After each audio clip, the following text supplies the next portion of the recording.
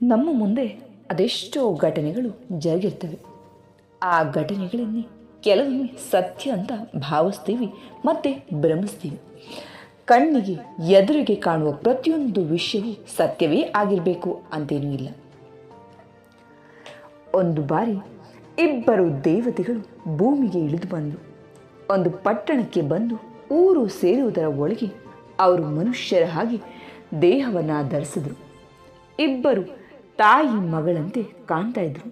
ಹಗಲೆಲ್ಲ ಸಂಚರಿಸಿ ರಾತ್ರಿಯ ಹೊತ್ತಿಗೆ ಒಬ್ಬ ಶ್ರೀಮಂತನ ಮನೆಗೆ ಬಂದು ಬಾಗಿನ ಬಳಿ ಇದ್ದ ಸೇವಕನನ್ನು ಕೇಳಿಕೊಂಡ್ರು.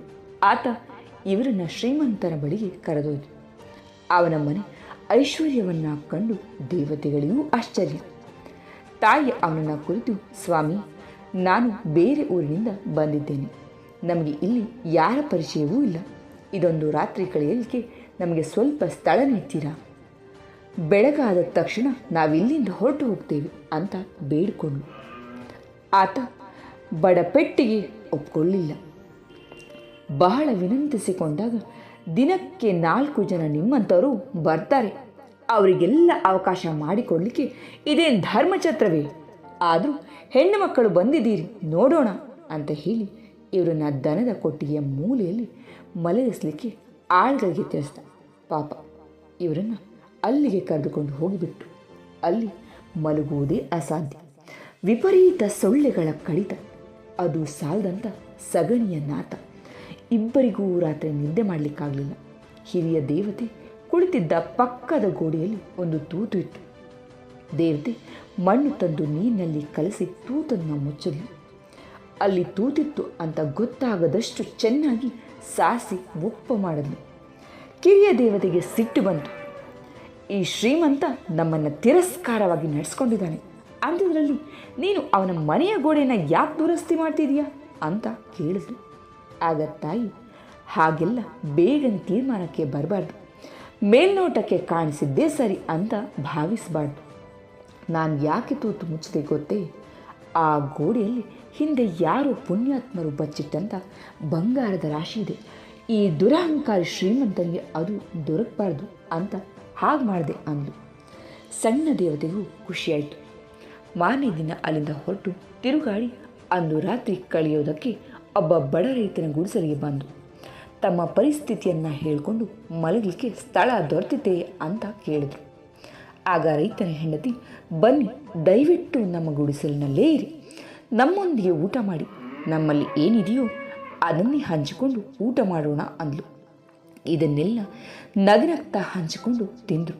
ಇದ್ದದ್ದನ್ನೇ ತೃಪ್ತಿಪಟ್ಟರು. ತಮ್ಮ ಕಂಬಳಿಗಳನ್ನೇ ಇವರಿಗೆ ಕೊಟ್ಟು ಆದಷ್ಟು ಅನುಕೂಲ ಮಾಡಿಕೊಟ್ರು ರೈತ ದಂಪತಿಗಳು. ಅಂದು ರಾತ್ರಿ ಭಾರೀ ಮಳೆ ಬಂತು. ಅದೇನು ಗುಡುಗು, ಅದೇನು ಸಿಡಿಲು, ಮಿಂಚು. ಸಿಡಿಲುಗಳ ಬೆಳಕು ರಾತ್ರಿಯನ್ನು ಮರೆಸಿಬಿಟ್ಟಿತ್ತು. ಮಧ್ಯರಾತ್ರಿಯ ಹೊತ್ತಿಗೆ ಭಾರೀ ಸಿಡಿಲೊಂದು ಹತ್ತಿರವೇ ಹೊಡೆದಂತಾಯಿತು.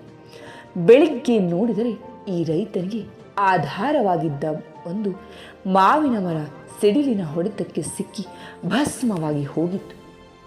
ಈಗ ಮಾವಿನ ಹಣ್ಣಿನ ದಿನವಾದ್ದರಿಂದ ಅದೇ ಅವನಿಗೆ ಆದಾಯ ನೀಡ್ತಾ ಇತ್ತು.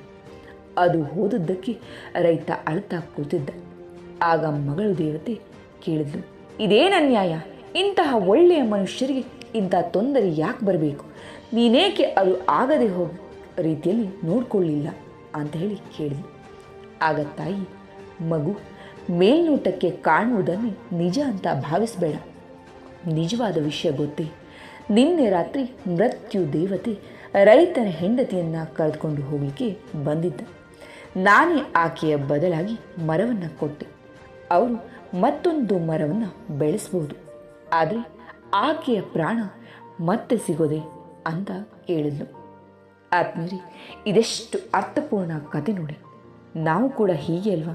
ಎಷ್ಟೋ ಸಂದರ್ಭದಲ್ಲಿ, ಎಷ್ಟೋ ಸನ್ನಿವೇಶಗಳಲ್ಲಿ ಇದೇ ರೀತಿ ವರ್ತಿಸ್ತೀವಿ. ಯಾವುದಾದ್ರೂ ವಿಷಯವನ್ನು ಕಂಡ ತಕ್ಷಣ, ಕೇಳಿದ ತಕ್ಷಣ ಅದನ್ನೇ ಸತ್ಯ ಅಂತ ನಂಬಿಡ್ತೀವಿ. ನಮ್ಮ ಜೀವನದಲ್ಲೂ ಕೂಡ ಏರುಪೇರುಗಳು ಬಂದಾಗ ಕೂಡ ಹೀಗೆ ಗೊಣಗ್ತಾ ಇರ್ತೀವಿ. ಆದರೆ ಮೇಲ್ನೋಟಕ್ಕೆ ಕಾಣುವ ತೊಂದರೆ ಹಿಂದೆ ಬಹುಶಃ ಯಾವುದೋ ಒಳ್ಳೆಯದಾಗುವ ಸೂಚನೆ ಇದೆ ಅನ್ನೋದನ್ನು ನಂಬಬೇಕು. ಈ ನಂಬಿಕೆಯಿಂದಲೇ 2 ಅನುಕೂಲಗಳಿವೆ. ಮೊದಲನೇದಾಗಿ ಭವಿಷ್ಯದ ಬಗ್ಗೆ ಆಸೆ ಮತ್ತೆ ಚಿಗುರುತ್ತದೆ.